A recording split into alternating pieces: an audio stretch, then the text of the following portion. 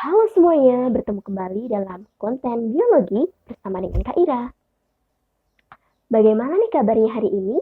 Semoga selalu sehat ya, apalagi sekarang mulai memasuki musim penghujan dan masih dalam suasana pandemi COVID-19.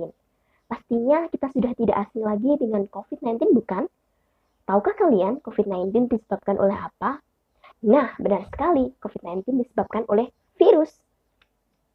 Tentu kita masih ingat dengan kejadian tahun lalu di mana kasus COVID-19 melambung sangat tinggi.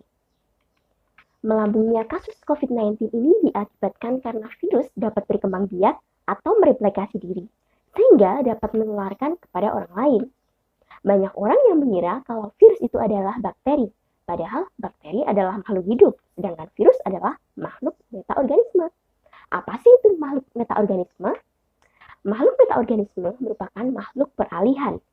Yang dimaksud dengan makhluk peralihan itu adalah bahwa virus merupakan makhluk peralihan benda mati dan makhluk hidup.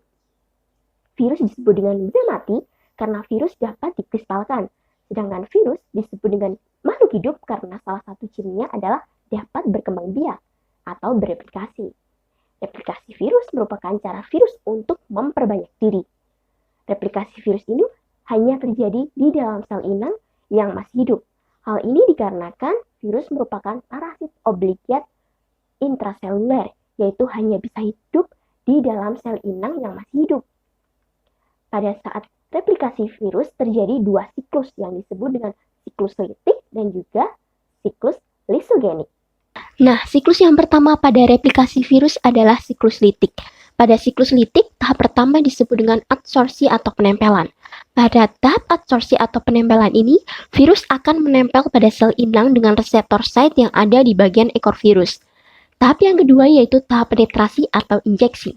Tahap penetrasi atau injeksi terjadi ketika ujung serabut ekor virus masuk dan menyatu dengan sel inang, serta mengeluarkan enzim lisozim untuk membantu melubangi dinding sel inang yang berfungsi sebagai saluran lewatnya materi genetik yang berupa DNA ataupun RNA. Tahap yang ketiga yaitu sintesis, yaitu tahap di mana DNA sel inang dihancurkan dan diambil alih atau dikuasai oleh virus. Tujuannya adalah untuk membuat salinan asam nukleat yang berupa DNA ataupun RNA sehingga akan membentuk komponen tubuh virus seperti kapsid dan ekor. Tahap yang keempat adalah perakitan, yaitu komponen tubuh virus akan didakit menjadi tubuh virus yang lengkap. Tahap terakhir adalah lisis atau pecahnya sel inang, di mana enzim lisozim tidak hanya untuk melubangi dinding sel inang saja, namun juga membuat dinding sel inang pecah sehingga virus dapat keluar dari sel inang dan akan menginfeksi sel inang lain. Siklus yang kedua pada replikasi virus adalah siklus lisogenik. Tahap yang pertama dan kedua pada siklus lisogenik sama dengan pada tahap pertama dan kedua pada siklus litik, yaitu tahap adsorpsi atau penempelan dan penetrasi atau injeksi. Tahap yang ketiga pada siklus lisogenik adalah penggabungan, di mana materi genetik yang masuk ke dalam sel inang akan bergabung atau menyisip dengan materi genetik sel inang yang disebut dengan prophage. Tahap yang terakhir adalah pembelahan. Tentunya sel inang akan selalu membelah dan prophage juga ikut membelah. Prophage pada sel inang tersebut akan ikut terus membelah selama pertahanan sel inang masih kuat. Dari penjelasan tahapan siklus litik dan siklus lisogenik tadi terdapat perbedaan signifikan antara siklus litik dan siklus lisogenik. Pada siklus litik terjadi saat sel inang lemah sehingga sel inang mengalami lisis atau pecah dan virus akan bereplikasi kembali pada sel inang yang lain.